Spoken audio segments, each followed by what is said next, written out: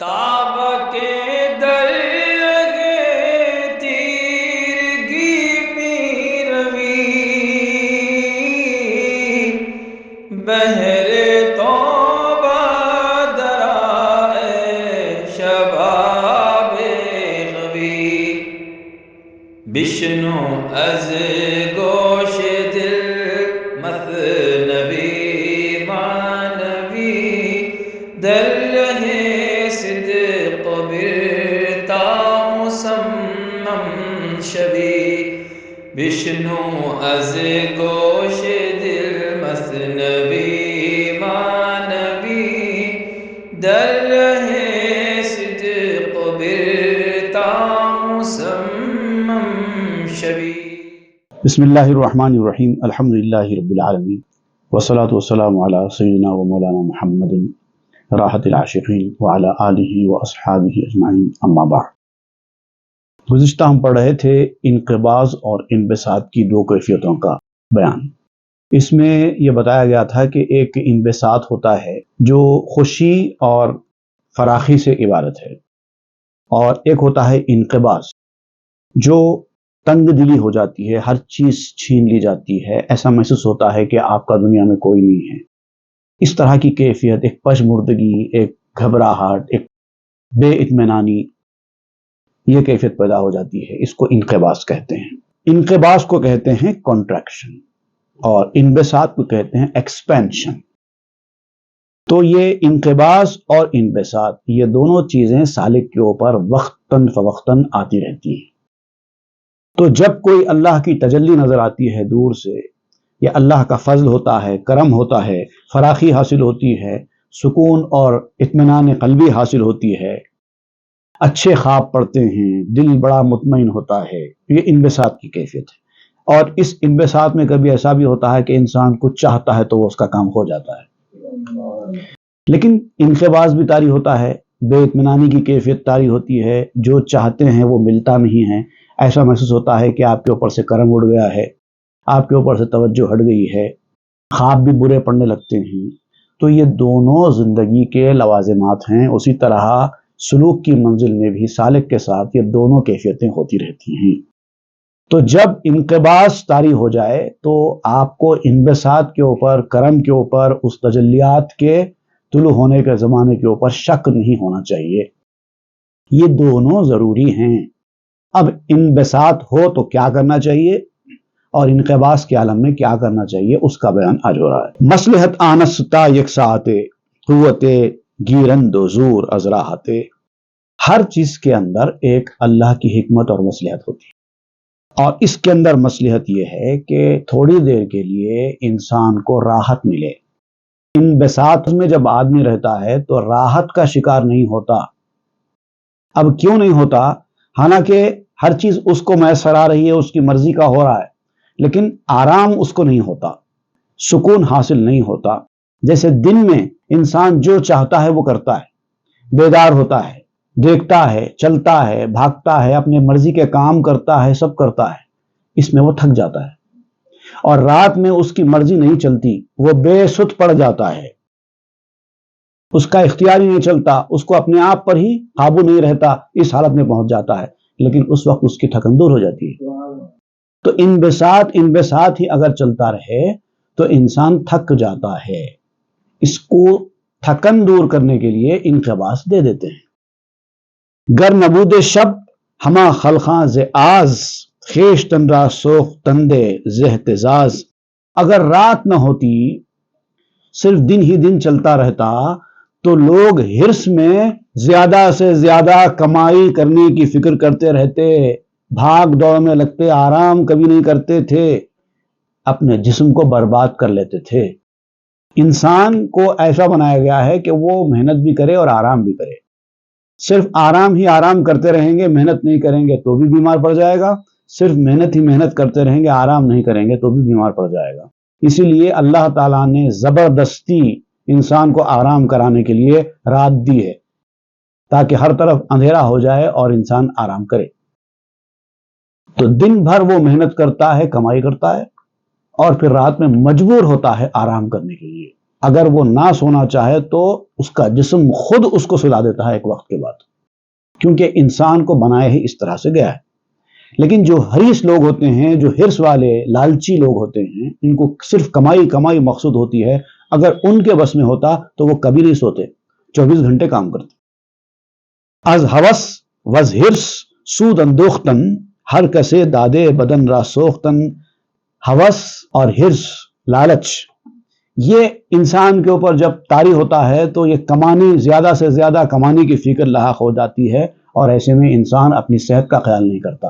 یہ انسان کی ایک کمزوری ہے۔ ایک وقت جب انسان کو صحت حاصل ہوتی ہے، طاقت حاصل ہوتی ہے، وہ اپنی طاقت، اپنی عمر، اپنی صحت صرف کمانے میں گنوا دیتا ہے، اور جب اس کی صحت اس کے ہاتھ سے نکل جاتی ہے، جب پریشان ہوتا ہے، تو پھر اپنی کمائی ہوئی دولت صحت حاصل کرنے کے لیے لٹا دیتا ہے۔ لیکن ہوگا کیا؟ کچھ ہوتا نہیں ہے۔ دولت سے صحت تو کمائی نہیں جا سکتی۔ تو بعض ضروری چیزیں اللہ تعالیٰ کیا کرتا ہے کہ بندہ چونکہ بچے کی طرح ہے، کم عقل ہے، اس کو نہیں پتا، اس لیے اللہ تعالیٰ اس کو زبردستی آرام کراتا ہے۔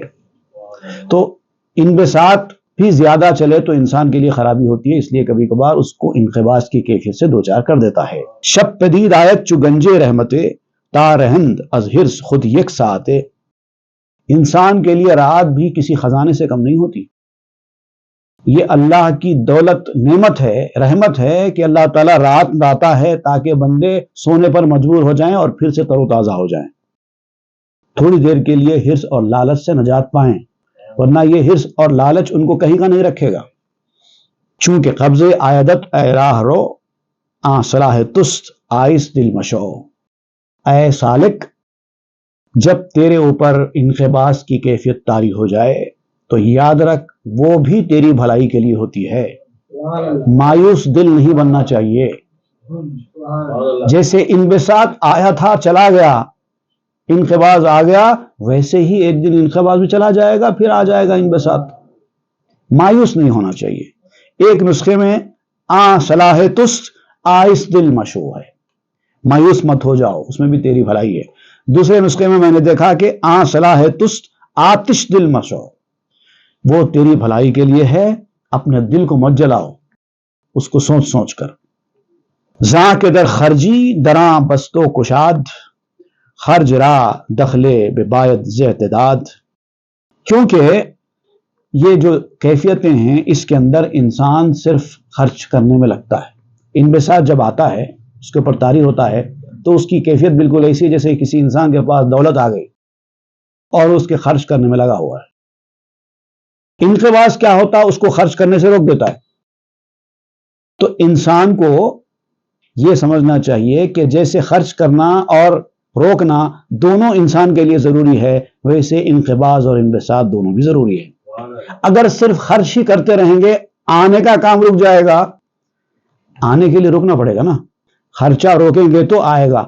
تو آنا انقباض ہے، جانا انبساط ہے۔ آپ روپیہ پیسہ بے حساب خرچہ کر رہے ہیں، وہ انبساط ہے۔ پیسہ بہت ہے آپ کے پاس، خرچہ کرتے چلے جا رہے ہیں، انبساط کی کیفیت میں ہے۔ لیکن پیسہ کچھ وقت کے لیے روک دیا جاتا ہے تاکہ آپ کو یہ بتائیں کہ پیسہ اس طرح سے لڑانے کی چیز نہیں ہے۔ تو آپ انقباض کے ڈر سے وہ پیسہ بے تحاشا خرچ نہیں کرتے، روکتے ہیں۔ تو روکنا سکھایا جاتا ہے آپ کو۔ گر ہمارا فصل تابستاں بدے، سوزش خورشید در بستاں شدے۔ اگر ہمیشہ گرمی کا موسم ہوتا تو سورج کی جو گرمی ہے نا، وہ تمہارے باغوں کو پھونک ڈالتی۔ جس فصلوں سے تم اناج کھا رہے ہو، ہریالی کے مزے لوٹ رہے ہو، جھاڑوں پہاڑوں کے لطف اندوز ہو رہے ہو، یہ سب چلا جاتا اگر صرف سورج ہی اپنی آب و تاب کے ساتھ روشن ہوتا ہمیشہ۔ سال کے 12 مہینے اگر گرما کا موسم ہوتا تو انسان برباد ہو جاتا۔ منتبش را سوختے از بیخ و بن، کہ دیگر تازہ نگشتے آنکھ کہن۔ سورج کی گرمی زمین کی جو کیاریاں ہوتی نا، اس کو آگ لگا دیتی اندر سے۔ زمین اس قابل ہی نہیں ہوتی کہ وہ جھاڑ اور پودے اگا سکے۔ زمین سے کوئی ہریالی تر و تازہ نہیں ہوتی۔ دھوپ شدت کی پیدا ہو رہی ہے، پتے سوکھ کر جھڑ رہے ہیں، مگر پھر سے وہ جھاڑ تر و تازہ ہو رہا ہے۔ یہ دنیا کا نظام ہے، یہ دونوں چیزیں چلتی رہتی ہیں۔ گر ترش رویست آب مشفقست، سیف خندانست اما محرقست۔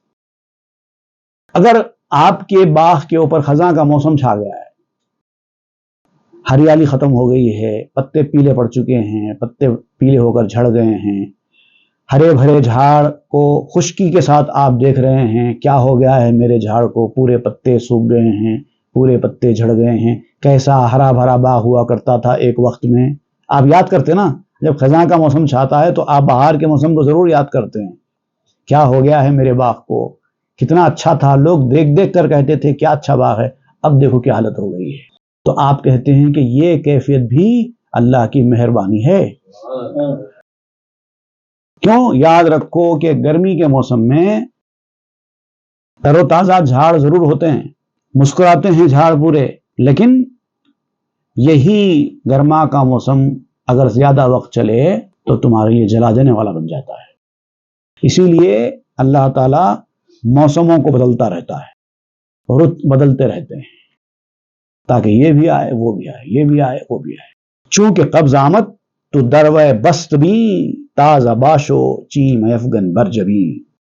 جب بھی انقباض کی کیفیت تم پر طاری ہو تو اس کے اندر انبساط کی آنے والی کیفیت کا مشاہدہ کرو۔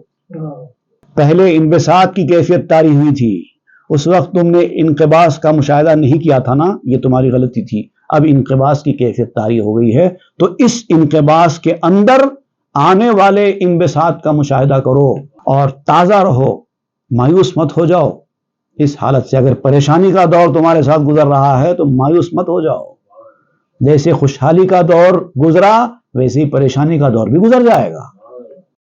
اور پیشانی پر شکن بھی مت ڈالو، جیسے انبساط کے دور میں خوش اور بحال رہتے تھے ویسے انقباض کے دور میں بھی خوش اور بحال رہا کرو۔ لوگوں کو پتہ بھی نہیں چلنا چاہیے کہ آپ کے اوپر کیا کیفیت چل رہی ہے۔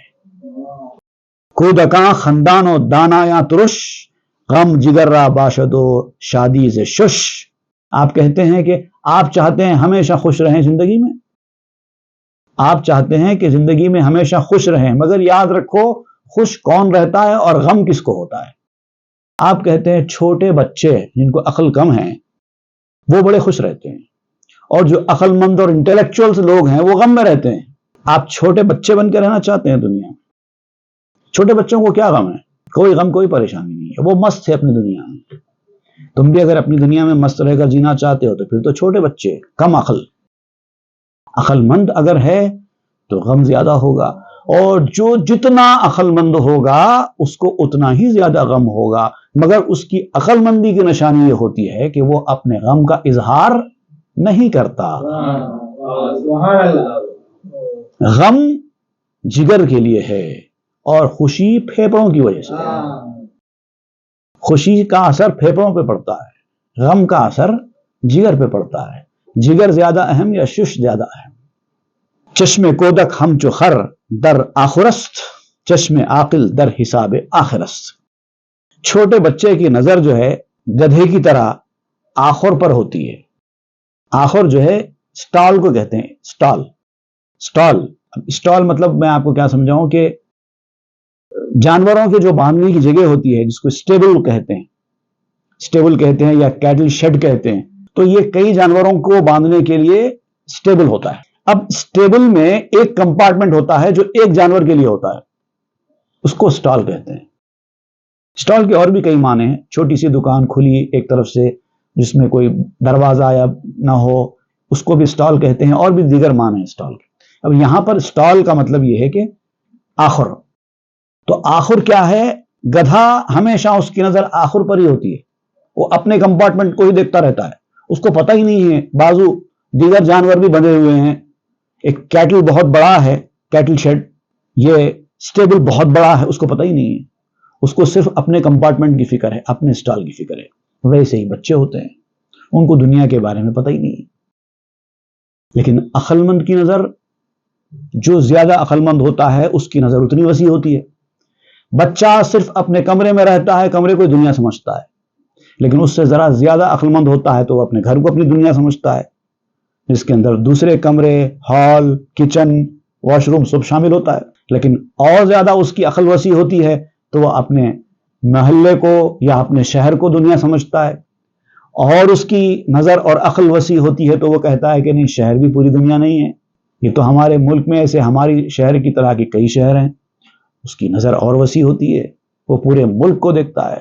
لیکن پھر اس کو پتا چلتا ہے کہ ملک بھی آپ کا اس دنیا میں اکیلا نہیں ہے، آپ کے ملک سے بڑے بڑے ممالک موجود ہیں. اس کی نظر اور بڑی ہوتی ہے، وہ پوری دنیا کو دیکھتا ہے. لیکن جو اور زیادہ عقل مند ہو جاتا ہے وہ دنیا کو بھی چھوٹا سمجھتا ہے.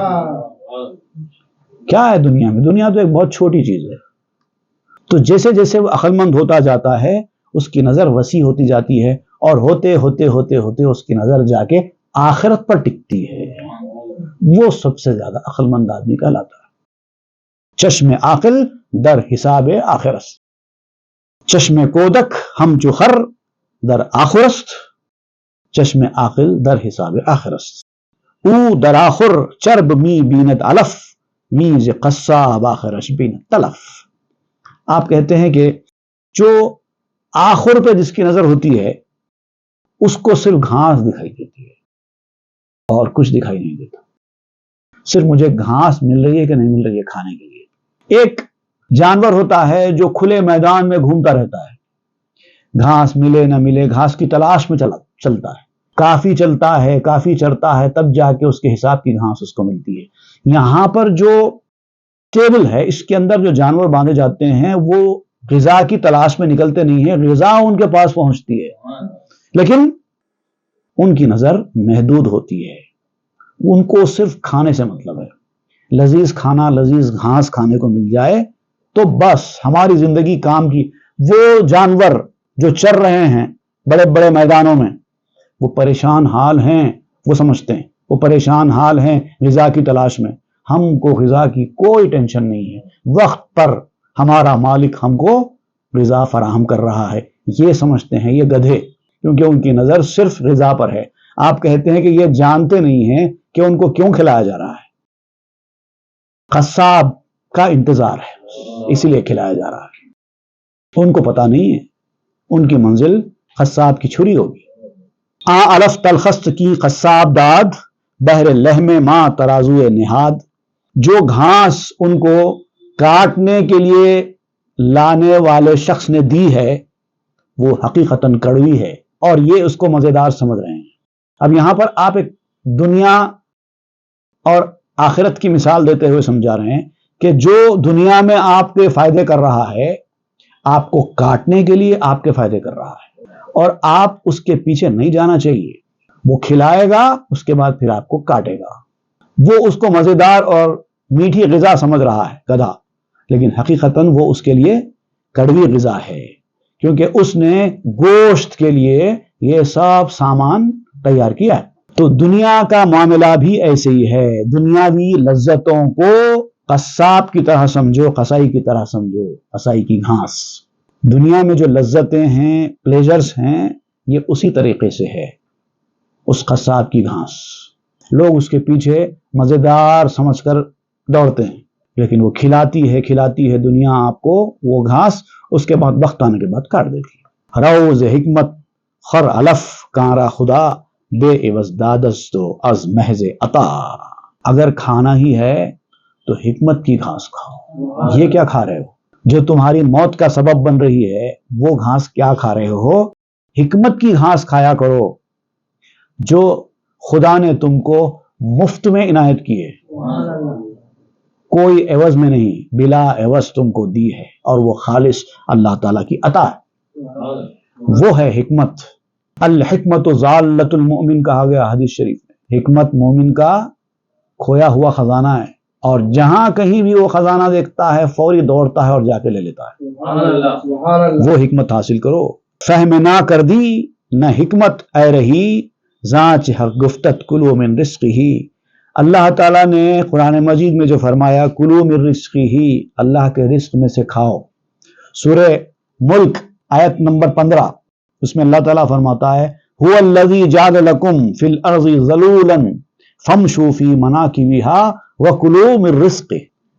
اللہ تعالیٰ فرماتا ہے کہ اس کے رزق میں سے کھاؤ، گھومو پھرو، تلاش کرو رزق اور کھاؤ.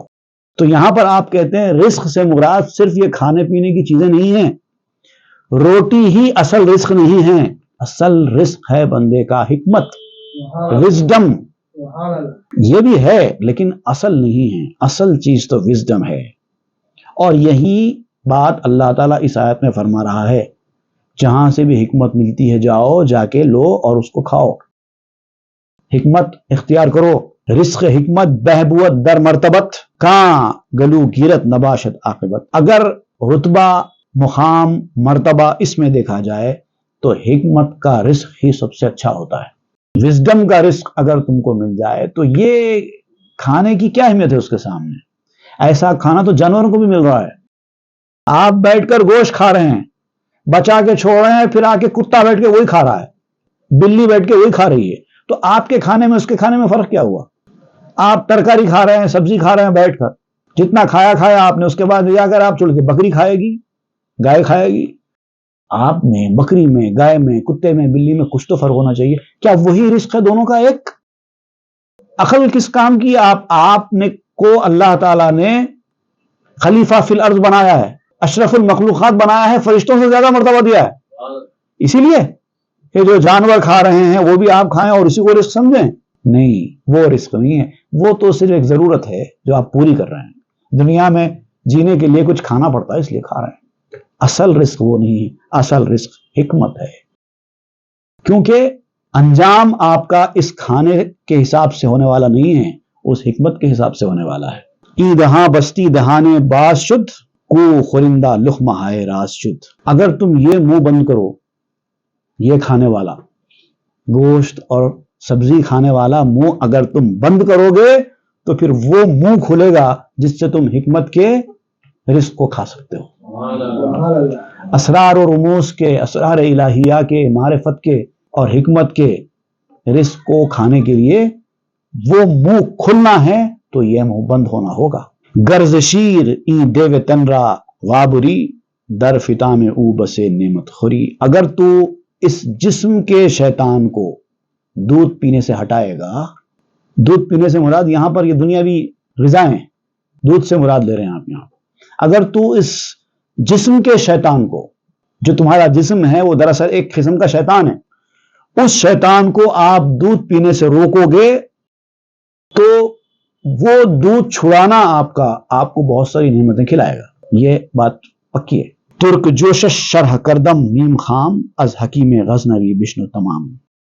یہ جو حقیقت میں نے آپ کے سامنے بیان کی ہے، حکمت، انقباض، انبساط، یہ ساری باتیں جو میں نے بیان کی ہے تفصیل سے بیان نہیں کی ہیں، آدھی باتیں ہی بیان کی ہیں۔ اگر آپ کو تفصیل مطلوب ہے اس کی، بہت زیادہ گہرائی میں جا کر اس بارے میں معلومات آپ حاصل کرنا چاہتے ہوں تو حکیم غزنوی کیا کہتے ہیں دیکھو۔ حکیم ثنائی، اس سے پہلے ہم ان کا ذکر پڑھ چکے ہیں، مولانا روم نے کئی جگہ ان کا ذکر کیا ہے۔ از حکیم غزنوی بشنو تمام، حکیم غزنوی سے آپ سنو جا کے، ان کی کتابوں میں پڑھو جا کے، انہوں نے تفصیل سے اس کی شرح کی ہے۔ در الہی نامہ گویت شرح ای، آ حکیم غیب و فخر العارفین، وہ فخر العارفین تھے، حکیم الغیب تھے، انہوں نے اپنی کتاب الہی نامہ میں اس کی شرح تفصیل سے بیان کی ہے۔ یہ تمام باتیں جو میں اشارتاً بیان کر رہا ہوں اس کو تفصیل کے ساتھ انہوں نے بیان کیا۔ اگر کسی کو تفصیل مطلوب ہے تو وہ الہی نامہ پڑھ لیں۔ غم خورو نانے غم افزایا مخر، زاں کے عاقل غم خورت کودک شکر۔ اب آخر میں آپ یہی کہہ رہے ہیں کہ غم کھا لو لیکن غم بڑھانے والوں کی روٹی مت کھاؤ۔ بہت سارے لوگ دنیا میں تمہارا غم بڑھانے کا کام کرتے ہیں، جب تم غم ہلکا کرنے کے لیے ان کے سامنے اپنی بات کہتے ہیں اور تم یہ سمجھتے ہیں کہ ہم ان کے سامنے اپنی بات شیئر کریں گے تو ہمارا غم ہلکا ہو جائے گا، نہیں، وہ لوگ غم بڑھائیں گے۔ اس سے اچھا یہ ہے کہ اپنا غم اپنے اندر ہی رکھ لو، غم بڑھاؤ نہیں، آخرت کا غم پیدا کرو، دنیا کا غم خود بخود ختم ہو جائے گا۔ عقل مند آدمی اپنے غم کو کھا جاتا ہے، غم کو غم مت سمجھو، کھا جاؤ، کچا چبا جاؤ، برداشت کر لو۔ عقل مند آدمی غم کھاتا ہے، چھوٹا بچہ شکر کھاتا ہے۔ اب آپ کو غم کھانا ہے یا شکر کھانا ہے؟ قند شادی میوے باغ غمست، ای فرح زخمست و آن غم مرہمست۔ خوشی کی شکر، مسرت کی شکر اصل میں غم کے باغ کا میوہ ہوتی ہے. غم کا جو باغ لگتا ہے اس کے اندر جو میوہ لگتا ہے اسی کو خوشی کی شکر کہتے ہیں. مطلب خوشی اور مسرت غم سے پہلے نہیں آتی، مصیبت اور تنگ دستی کے بعد ہی راحت اور آرام اور سکون ملتا ہے. اگر آپ کو بچپن سے آرام سکون ملا ہے تو اس کا مطلب آپ کے والدین نے تکلیف اٹھائی ہے تو آپ کو سکون ملا ہے. بغیر تکلیف کے مصیبت کے سکون و آرام نہیں ملتا. یہ بات یاد رکھیے. خوشی کی شکر غم کے باغ کا میوہ ہوتی ہے. غم کا باغ لگے گا تو خوشی کی شکر کھانے کو ملے گی. خوشی زخم ہے اور غم اس کا مرہم ہے. خوشیاں جب آپ کی زندگی میں آتی ہیں تو گویا آپ کو زخم مل رہے ہیں، جب غم کی زندگی آئے گی تو اس کا مرہم ثابت ہوگی. اس کو سمجھو. غم چبینی در کنارش کشب عشق، اثر ربوہ نظر کن در دمشق. اور اس لیے جب تمہاری زندگی میں غم آئے، پریشانی آئے، تکلیف آئے تو محبت سے اس کو اپنے بغل میں لے لو، اپنے اندر چھپا لو، اس کا استقبال کرو، ویلکم کرو. کیوں؟ اب ایک مثال دیتے ہوئے آپ کہتے ہیں کہ دمشق کے شہر کو دیکھنا ہے تو ربوہ کے اوپر چڑھ کر دیکھو. ربوہ نام کا ایک ٹیلہ ہے جو ڈیماسکس سٹی سے باہر میں آؤٹ سکرٹس میں پایا جاتا ہے. وہاں کھڑے رہ کر جب شہر کا نظارہ کیا جاتا ہے تب وہ شہر کی خوبصورتی دکھائی دیتی ہے. شہر کے اندر رہ کر شہر کی خوبصورتی کہاں سے دیکھ پاؤ گے؟ اگر آپ کو شہر کی خوبصورتی کا نظارہ کرنا ہے، آپ شہر کے اندر اپنے گھر میں رہ کر شہر کی خوبصورتی کا نظارہ کہاں سے کر سکتے ہیں؟ شہر کے باہر ٹیلے پر چڑھ کر دیکھنا پڑے گا. اب آج کل تو ہیلی کاپٹرز وغیرہ آ گئے ہیں، پہلے تو نہیں تھے. تو آپ اس کی مثال دیتے ہوئے سمجھاتے ہیں. شہر کے باہر ایک ایسے اونچے مقام پر جہاں سے پورا شہر دکھائی دیتا ہے، وہاں چڑھ کر دیکھو تو پتا چلے گا شہر کتنا خوبصورت ہے. آج بھی آپ نے دیکھا ہوگا کہ رات کے اوقات میں جب آپ کسی اونچے شہر کے باہر اونچے مقام پر جا کر شہر کے بجلیاں چمکتے ہوئے خمخموں کو جو دیکھتے ہیں نا، لائٹس کو، تو کیسا شہر چمکتا ہوا دکھائی دیتا ہے. اس سے پتا چلتا ہے کتنا خوبصورت ہے. تو خوشی کی اہمیت، مسرت کی اہمیت اگر حاصل کرنا ہے غم میں آنے کے بعد ہی حاصل ہوگی. آخر از انگور میں بیند ہمی، عاشق از معدوم شے بیند ہمی. عقل مند انسان انگور جب اس کے پاس آتے ہیں تو اس کے اندر وہ چھپی ہوئی شراب کو ہی دیکھ لیتا ہے. اب وہ کن مرحلوں سے گزرنے کے بعد انگور شراب میں کنورٹ ہوئی وہ ایک دوسرا مرحلہ ہے. لیکن جب شراب بنانے کے لیے انگور لائی جاتی ہے تو انگور کے اندر ہی اس کو شراب دکھائی دینا شروع ہو جاتی ہے، کیونکہ شراب بنانے کے لیے لایا گیا انگور ہے، اب اسی سے شراب بننے والی ہے. تو پہلے کا پہلے اس کو انجام کا اندازہ ہو جاتا ہے. اسی طریقے سے عاشق جو ہے معدوم کو موجود دیکھتا ہے، جو چیز موجود نہیں ہے وہ اس کو دیکھ لیتا ہے کیونکہ اس کے بعد وہی آنے والی ہے. تو غم کے اندر خوشی کو دیکھو، آنے والی خوشی کو. اس کو کہتے ہیں دور بینی، دور کا دیکھنا. جنگ می کردند ہمالا پریر، تو مکش تامن کشم ہم لسچو شیر. اب آپ یہ بڑی پیاری بات کر رہے ہیں یہاں پر. پرسوں، جیسا ہم لوگ اپنی زبان میں کہتے ہیں نا، پرسوں میں نے دیکھا، تو ایسا ذکر کرتے ہیں کہ پرسوں میں نے دیکھا کہ دو حمال وزن اٹھانے والے جھگڑا کر رہے تھے. اور کس معاملے میں جھگڑا کر رہے تھے؟ وزن میں اٹھاتا ہوں، وزن میں اٹھاتا ہوں، میں اپنی گردن پر لے کر وزن اٹھاؤں گا، میں دونوں ایک ہی چیز ہے اٹھانے کی، دونوں اس کو حاصل کرنے کی کوشش کر رہے ہیں کہ یہ کام مجھے مل جائے، یہ کام مجھے مل جائے. کولی ہے، کوئی مسافر آیا، اپنا سامان رکھا، اب کولیوں میں جھگڑا ہو رہا ہے کہ میں لے جاتا ہوں، تو لے جاتا ہوں. کیوں؟ انسان تو آرام پسند ہوتا ہے، انسان تو محنت سے بچنا چاہتا ہے. کیوں جھگڑا کر رہے ہیں یہ لوگ؟ محنت کے لیے، تکلیف اٹھانے کے لیے کیوں جھگڑا کر رہے ہیں؟ اس کو سمجھو. زاں کہ زاں رنجش ہمی دیدند سود، حمل را ہر یک ز دیگر می ربود. کیوں ایسا انہوں نے جھگڑا کیوں کیا؟ آرام سکون سے بیٹھے ہوئے ہیں، ٹھنڈی ہوا میں آرام سے سکون سے ایک مقام پر بیٹھ جانا چاہیے کسی پلیٹ فارم پہ. کیوں مسافر کے پیچھے پیچھے بھاگ رہے ہیں؟ میں وزن اٹھاتا ہوں، میں وزن اٹھاتا ہوں. تو اس لیے بھاگ رہے ہیں کہ انہوں نے اس محنت کے پیچھے آنے والے فائدے کو دیکھ لیا ہے. یہی ہے عقل مندی، جو غم میں آنے والی خوشی کو دیکھ لیتا ہے، اسی کو عقل مند کہتے ہیں. اور اگر کوئی جا کر ان حمالوں کو یہ مشورہ دے، ان کولیز کو یہ مشورہ دے کہ آپ بھائی اچھے خاصے بیٹھے ہیں، کیوں محنت مشقت کرنا چاہتے ہیں، وہ کولی اس آدمی کو بیوقوف سمجھے گا، بچہ سمجھے گا۔ کیوں کہ اس کی نظر صرف محنت پر ہے، تکلیف پر ہے، لیکن اس کی نظر جو عقل مند ہے اس تکلیف کے بعد ہونے والی راحت پر ہے، فائدے پر ہے۔ اگر وہ فائدہ اس کو محسوس ہو رہا ہے تو وہ ہر قسم کی تکلیف اٹھانے کے لیے تیار ہے۔ نوکری کے لیے لوگ مارے مارے پھرتے ہیں، ارے اچھے خاصے گھر میں بیٹھے ہیں، آرام سے پلنگ کے اوپر سو جاؤ، پنکھا کھول لو، بلینکٹ اوڑھ لو، گھر میں آرام سے رہو، کھاؤ پیو، سو، مزے کرو۔ کیوں نوکری کرتے ہو بھائی؟ محنت مزدوری کیوں کرتے ہو؟ کیوں اپنا آرام سکون برباد کرتے ہو؟ نہیں، وہ کہتے ہیں کہ آرام سکون میں برباد اس لیے کر رہا ہوں کہ اس کے بعد جو ہونے والا فائدہ ہے میں اس کو دیکھ رہا ہوں۔ وہ عقل مند آدمی کی نشانی ہے۔ مزد حق کو مزد آ بے مایا کو ایدہد گنجیت مزدو آ تسو۔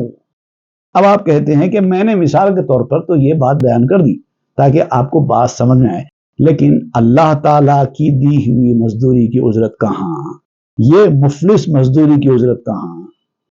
اس کے لیے ہم اتنی تکلیف اور مشقت برداشت کر رہے ہیں، جس کا اللہ تعالیٰ کی جانب سے جو مزدوری دی جائے گی بندے کو اس محنت و مشقت کے صلے میں، وہ اتنی بڑی ہوگی، وہ ایسا خزانہ ہوگی کہ اس کے سامنے اس مسافر کی دی جانے والی مزدوری 2 کوڑی کی نہیں ہے۔ اس کے لیے دنیا کے مال و متاع کے لیے، تھوڑے فائدے کے لیے انسان اپنا سکون آرام برباد کرنے کے لیے تیار ہے، اس کے لیے لڑا جھگڑ رہا ہے، تو اس کے لیے کیا کرنا چاہیے؟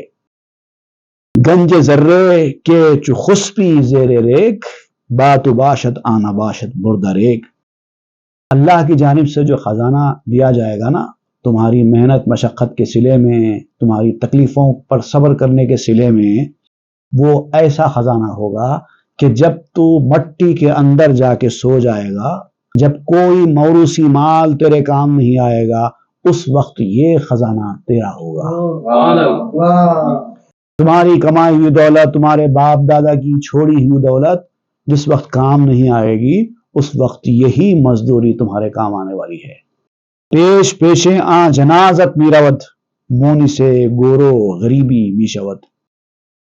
وہ جو اللہ کے راستے میں محنت کر کے، وقت خرچ کر کے، پیسہ خرچ کر کے، تکلیف برداشت کر کے جو تو نے وہ خزانہ کمایا ہے، وہ خزانہ تمہارے جنازے کے آگے آگے چلے گا، تمہارا جنازہ پیچھے پیچھے آ رہا ہوگا اور وہ تمہاری خبر تک پہنچ کر تمہارا انتظار کرے گا، راحت پہنچانے کے لیے تم کو، اور تمہارا ساتھی بنے گا، غمخوار بنے گا ایسے وقت پر جبکہ تمہارے رشتہ داروں نے، دوستوں نے، جن کو دنیا میں تم چاہتے تھے، تمہارے غمخوار سمجھتے تھے، کسی نے تمہارا ساتھ نہیں دیا، اس وقت وہ تمہارے پاس آ کر خبر تک تم کو مٹی میں دبا کر چلے جائیں گے، کوئی ساتھ نہیں دے گا، اس وقت یہی چیز تمہارے کام میں آئے گی۔